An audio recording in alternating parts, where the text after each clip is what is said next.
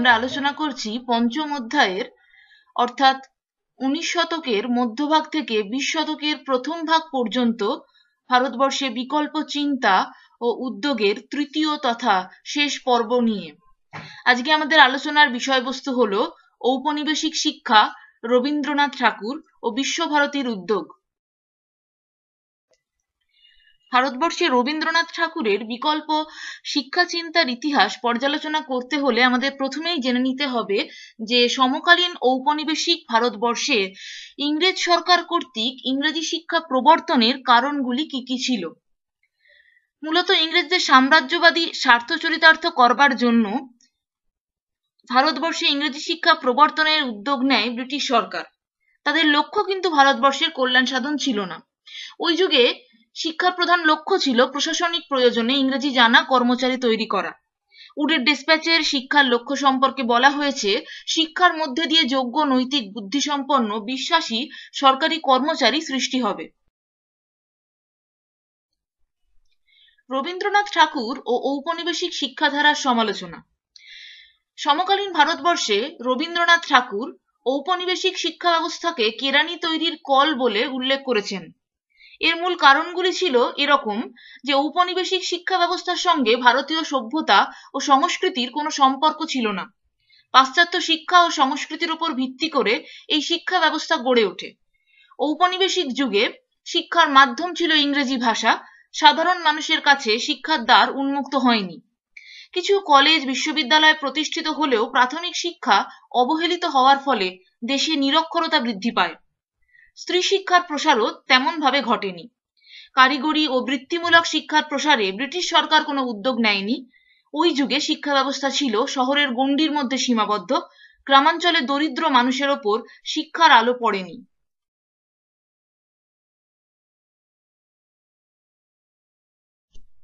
এখন প্রশ্ন হলো যে ভারতে ব্রিটিশ সরকার ভারতীয়দের প্রকৃত শিক্ষায় শিক্ষিত করতে চায়নি কেন? আসল কথা হলো, ভারতীয়দের প্রকৃত শিক্ষা দিলে ভারতীয়রা ক্রমেই সচেতন হয়ে উঠবে ও স্বাধীনতা স্পৃহা বৃদ্ধি পাবে। এর ফলে ভারতীয়রা ক্রমেই বিদ্রোহী হয়ে উঠবে। এই ভয়েই ইংরেজ সরকার এদেশে প্রকৃত শিক্ষানীতি প্রবর্তন করেনি। ভারতে ব্রিটিশ সরকার ভারতবাসীকে প্রকৃত শিক্ষায় শিক্ষিত করতে না চাইলেও ভারতবর্ষে ঔপনিবেশিক শিক্ষার কিছু ইতিবাচক প্রভাব পরিলক্ষিত হয়েছিল। যেমন, ঔপনিবেশিক শিক্ষার প্রভাবেই ভারতের সামাজিক ও সাংস্কৃতিক নবজাগরণ ঘটে। ওই শিক্ষার সংস্পর্শে এসেই ভারতীয়রা ইউরোপের আধুনিক ধ্যান ধারণা, মানবতাবাদ, যুক্তিবাদ, গণতন্ত্র, জাতীয়তাবাদ প্রভৃতি উদারনৈতিক চিন্তাধারা এবং লক, হিউম, রুশো, ভলতেয়ার প্রমুখ চিন্তাবিদদের লেখার সঙ্গে পরিচিত হয়। এর ফলে ভারতীয়রা ব্রিটিশ শাসনের প্রকৃত চরিত্র উপলব্ধি করতে পারে এবং জাতীয়তাবাদে উদ্বুদ্ধ হয়। রবীন্দ্রনাথ ঠাকুর ও শ্রীনিকেতন ভাবনা এবং বিশ্বভারতীর উদ্যোগ। 19 শতকের শুরুতে রাজা রামমোহন রায়ের শিক্ষাক্ষেত্রে দেশীয় সংস্কৃতি ও পাশ্চাত্য জ্ঞান বিজ্ঞানের সমন্বয় সাধনের যে প্রচেষ্টা শুরু করেছিলেন, পরবর্তীকালে দেবেন্দ্রনাথ ঠাকুর, অক্ষয় কুমার দত্ত, বিদ্যাসাগর প্রমুখ নেতৃবৃন্দ সেই প্রচেষ্টার সম্প্রসারণ করেছিলেন। আর ওই প্রচেষ্টার সার্থক রূপায়ণ ঘটেছিল রবীন্দ্রনাথের শিক্ষা চিন্তা ও কর্ম প্রচেষ্টার মাধ্যমে। দেশের প্রচলিত শিক্ষা ব্যবস্থা সম্পর্কে রবীন্দ্রনাথের বাল্য ও কৈশোরের অভিজ্ঞতা মধুর নয়। ইংরেজদের তৈরি শিক্ষা ব্যবস্থার যান্ত্রিকতা, গতানুগতিকতা তাকে ব্যথিত করেছিল। ওই শিক্ষা ব্যবস্থায় শিক্ষার্থীদের ভালো লাগা না লাগার কিছুই মূল্য ছিল না। শিক্ষা ব্যবস্থা ছিল নিপীড়নমূলক। ছাত্রদের কোনো প্রকারে পরীক্ষায় পাশ করানোই ছিল বিদ্যালয়গুলির একমাত্র লক্ষ্য। তাই ছাত্ররা খাঁচার পাখির মতো বিদেশি বুলি মুখস্থ করত। তিনি উপলব্ধি করেন যে এই শিক্ষা ব্যবস্থার মাধ্যমে একটি শিশুর শিক্ষা সম্পন্ন হতে পারে না। এই শিক্ষা ব্যবস্থায় শিশুর দেহ, মন ও আত্মাকে নিয়ম শৃঙ্খলায় বেঁধে প্রয়োজনের মতো ঢালাই করে নিতে চায়। রবীন্দ্রনাথ শিশুদের ওই বিদ্যালয় নামক কারাগার থেকে মুক্তি দিতে চেয়েছিলেন। এই মুক্তির পথ অনুসন্ধান করার জন্য তিনি দেশ বিদেশের শিক্ষা ব্যবস্থাকে পর্যবেক্ষণ করেছিলেন। এবারে আসবো রবীন্দ্রনাথের শিক্ষা চিন্তা সম্পর্কিত বিস্তারিত আলোচনায়। পিতা দেবেন্দ্রনাথের উপনিষদের চিন্তা রবীন্দ্রনাথের জীবনকে গভীরভাবে প্রভাবিত করেছিল। সেই সূত্রেই প্রাচীন ভারতের তপোবনের শিক্ষা দর্শন তার নিজস্ব দর্শন চিন্তা, শিক্ষা চিন্তার উপর গভীরভাবে প্রভাব বিস্তার করে। তপোবনের শিক্ষাকে তিনি শান্তিনিকেতনের শিক্ষাধারার মধ্যে প্রতিফলিত করতে চেয়েছিলেন। প্রীতির মুক্ত পরিবেশে শিক্ষার আয়োজন যে সার্থক হয়ে উঠতে পারে, তিনি তা মর্মে মর্মে অনুভব করেছিলেন। তাই তিনি তপোবনের আদর্শ অরণ্য, প্রকৃতির উন্মুক্ত পরিবেশে বিদ্যালয় স্থাপনের কথা ভাবেন। ব্রহ্মচর্য বিদ্যালয় প্রতিষ্ঠা। রবীন্দ্রনাথ শিক্ষার্থীকে বিদ্যালয়ের চার দেওয়াল থেকে মুক্তি দেওয়ার জন্য তপোবনের আদর্শে শান্তিনিকেতনের উন্মুক্ত প্রান্তরে পল্লী প্রকৃতির কোলে 1901 খ্রিস্টাব্দে ব্রহ্মচর্যাশ্রম নামে একটি বিদ্যালয় স্থাপন করেন। এই বিদ্যালয় স্থাপনের মধ্যে দিয়ে তিনি বিশ্ব প্রকৃতির সঙ্গে শিক্ষার্থীর অন্তরের একটি সুনিবিড় সংযোগ স্থাপনে প্রয়াসী হয়েছিলেন। এই জন্য তিনি সুস্পষ্ট করে বলেছিলেন, প্রকৃতির কোলে জন্মে যদি প্রকৃতির শিক্ষা থেকে দূরে সরে থাকি, তাহলে শিক্ষা কখনো সার্থক হতে পারে না। তিনি আরো বলেছেন, দেহের শিক্ষার সঙ্গে মনের শিক্ষার, দেহের সফলতার সঙ্গে মনের সফলতার যোগ আছে। রবীন্দ্রনাথের শিক্ষা চিন্তার একটা অন্যতম বৈশিষ্ট্য ছিল মাতৃভাষার মাধ্যমে শিক্ষা।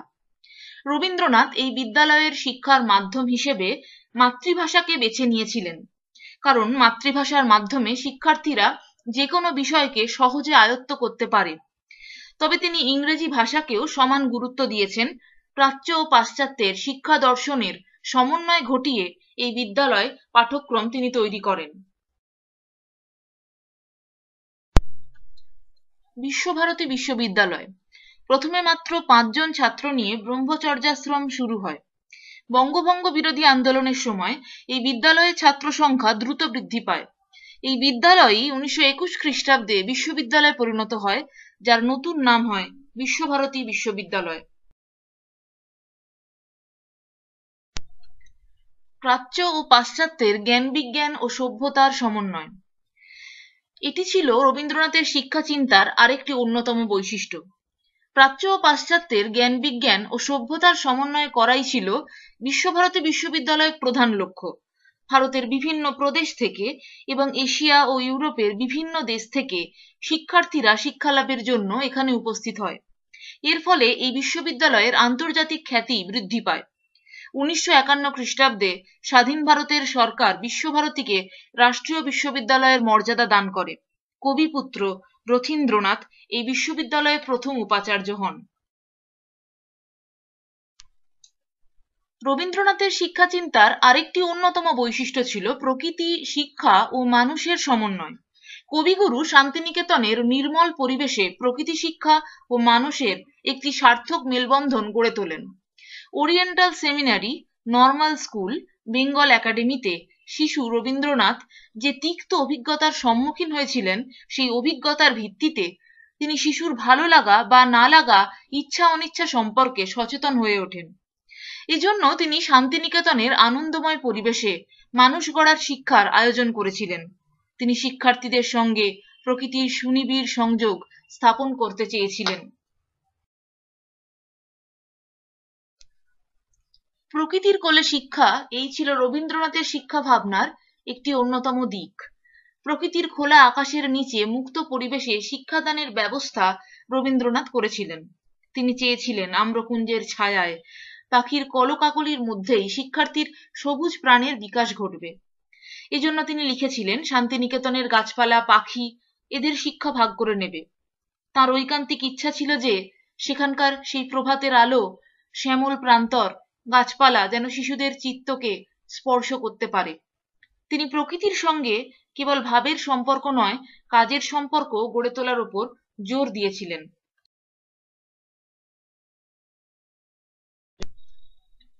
আধুনিক শিক্ষা দর্শন ও রবীন্দ্রনাথ। ছাত্রদের বিশ্রামের সময় বাগান তৈরি, গাছের গোড়ায় জল দেওয়া, বেড়া বাঁধার কাজ তিনি করতে বলতেন। এর ফলে তাদের বৃহত্তর কর্মজগতের সঙ্গে পরিচয় হবে। এই ক্ষেত্রে রুশোর শিক্ষা দর্শনের সঙ্গে রবীন্দ্রনাথের শিক্ষা দর্শনের সামঞ্জস্য লক্ষ্য করা যায়। রুশোর মতো তিনিও সমাজের সঙ্গে সম্পর্কহীন শিক্ষার কথা বলেননি। তিনি শিক্ষার্থীর সামাজিক শিক্ষার মধ্যে বিশ্ব চেতনা বিকাশের কথা বলেছেন।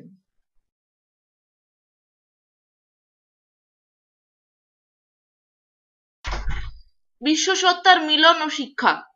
রবীন্দ্রনাথ তপোবন শিক্ষার উপর গুরুত্ব আরোপ করলেও পাশ্চাত্য সভ্যতা ও জ্ঞান বিজ্ঞানকে উপেক্ষা করেননি। তিনি প্রাচ্য ও পাশ্চাত্যের সমন্বয়ে আধুনিক শিক্ষাকে গড়ে তোলেন। এজন্য তিনি বলেন, পূর্বের সঙ্গে পশ্চিমকে মেলাতে হবে।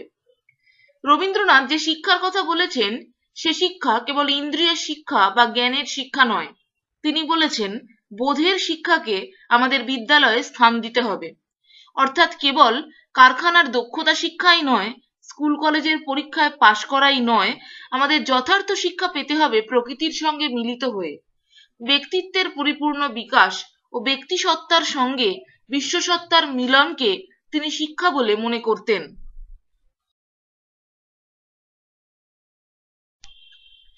এবারে আসবো শ্রীনিকেতনের প্রতিষ্ঠার পটভূমি সংক্রান্ত আলোচনায়। 1912 সালে রবীন্দ্রনাথ ঠাকুর রায়পুরের জমিদার কর্নেল নরেন্দ্র প্রসন্ন সিংহের কাছ থেকে সুরুল গ্রাম সন্নিহিত কুঠি বাড়িটি 10,000 টাকায় কেনেন।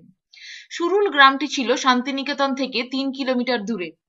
1901 খ্রিস্টাব্দে শান্তিনিকেতনে ব্রহ্ম বিদ্যালয় স্থাপনের পর থেকেই রবীন্দ্রনাথ পল্লী সংস্কার নিয়ে চিন্তা ভাবনা শুরু করেছিলেন। সুরুল কুঠি বাড়িটি কেনার পর সেই মতো অল্প বিস্তর কাজও শুরু হয়।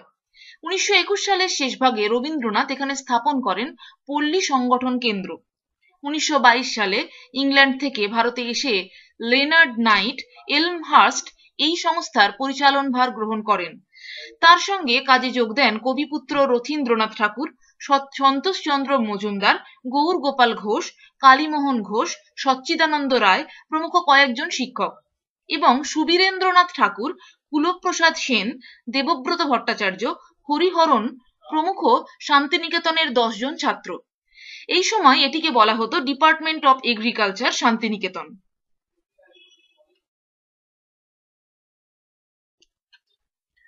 শ্রীনিকেতন নামটির উল্লেখ পাওয়া যায় 1923 সাল থেকেই। পল্লী সংগঠন কেন্দ্র হিসেবে এটি প্রতিষ্ঠিত হয় 1923 সালেই, তবে সুরুল সমিতির প্রতিষ্ঠা হয়েছিল আগেই। বিশ্বভারতীর দ্বিতীয় শিক্ষা প্রাঙ্গণ শ্রীনিকেতন। শ্রীনিকেতনের কাজের উদ্দেশ্য: কৃষির উন্নতি, রোগ নিবারণ, সমবায় প্রথায় ধর্মগোলা স্থাপন, চিকিৎসার সুব্যবস্থা, স্বাস্থ্য বিষয়ে গ্রামবাসীদের সচেতন করে তোলা এর প্রধান কাজ। পল্লী সংগঠন বিভাগ থেকে শিল্প ভবন, শিক্ষা সত্র ও শিক্ষা চর্চা সদন ইত্যাদি কর্মকাণ্ড শান্তিনিকেতনের পাশাপাশি শ্রীনিকেতনেও বিস্তার লাভ করে। শান্তিনিকেতনে 1924 সালে প্রতিষ্ঠিত শিক্ষা সত্রটি 1923 সালে শ্রীনিকেতনে উঠে আসে। 1936 সালে দরিদ্র সাধারণের শিক্ষার সুযোগকে ছড়িয়ে দেওয়ার জন্য স্থাপিত হয় লোকশিক্ষা সংসদ। পরের বছর গ্রামীণ স্কুল শিক্ষকদের প্রশিক্ষণের জন্য চালু হয় শিক্ষা চর্চা। 1963 সালে একটি কৃষি মহাবিদ্যালয়, পল্লী শিক্ষা সদন এবং 1977 সালে পল্লী চর্চা কেন্দ্র স্থাপিত হয় শ্রীনিকেতনে।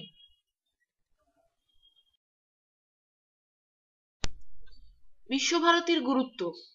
তার শিক্ষা চিন্তার ভাবনার প্রকাশ পায় গীতাঞ্জলির একটি কবিতায়, যেখানে তিনি বলেছেন, চিত্ত যেথা ভয়শূন্য, উচ্চ যেথা শির, জ্ঞান যেথা মুক্ত, যেথা গৃহে প্রাচীর, আপন প্রাঙ্গণ তলে দিবস সর্বরি, বসুধারে রাখে নাই খণ্ড ক্ষুদ্র করি, যেথা বাক্য হৃদয়ের উৎসমুখ হতে উচ্ছ্বসিয়া ওঠে, যেথা নির্বারিত স্রোতে দেশে দেশে দিশে দিশে কর্মধারা ধায়, অজস্র সহস্রবিধ চরিতার্থতায়। অর্থাৎ ব্যাপ্ত অর্থেই এখানে তিনি শিক্ষাকে প্রকাশ করতে চেয়েছেন। সর্বোপরি জাতীয়তাবাদের বিকাশের জন্য বা কেবলমাত্র জ্ঞান অর্জনের কথা ভেবেই রবীন্দ্রনাথ শিক্ষা সংস্কারে ব্রতী হননি। মানবতাবাদে উদ্বুদ্ধ হয়ে তিনি শিক্ষা পরিকল্পনা করেছিলেন। তাই দেশ বা জাতির সংকীর্ণ গণ্ডি পার হয়ে বিশ্বভারতীকে রবীন্দ্রনাথ বিশ্বমানবের মিলন তীর্থ রূপে গড়ে তুলতে চেয়েছিলেন। আজকের ক্লাসের আলোচনার শেষে তোমাদের জন্য রইল কিছু প্রশ্ন, যেই প্রশ্নের উত্তর তোমরা আজকের সমগ্র পাঠ থেকে খুঁজে পাবে। প্রশ্নগুলো হলো, ঔপনিবেশিক যুগে ভারতে ইংরেজ সরকার কি কারণে ইংরেজি শিক্ষা প্রবর্তন করেছিল?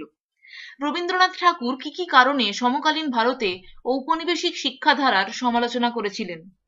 ঔপনিবেশিক ভারতে কেন রবীন্দ্রনাথ ঠাকুর সরকারি শিক্ষাধারার বিকল্প শিক্ষা ব্যবস্থা গড়ে তুলতে চেয়েছিলেন? রবীন্দ্রনাথ ঠাকুরের শিক্ষা চিন্তার মূল বৈশিষ্ট্যগুলি লেখো। বিশ্বভারতীর প্রতিষ্ঠাতা কে? আধুনিক শিক্ষা চিন্তা কিভাবে রবীন্দ্রনাথ ঠাকুরের শিক্ষা চিন্তার মধ্যে দিয়ে প্রতিফলিত হয়েছিল? আধুনিক ভারতের শিক্ষার ইতিহাসে বিশ্বভারতী কেন গুরুত্বপূর্ণ? শ্রীনিকেতন কেন প্রতিষ্ঠিত হয়েছিল?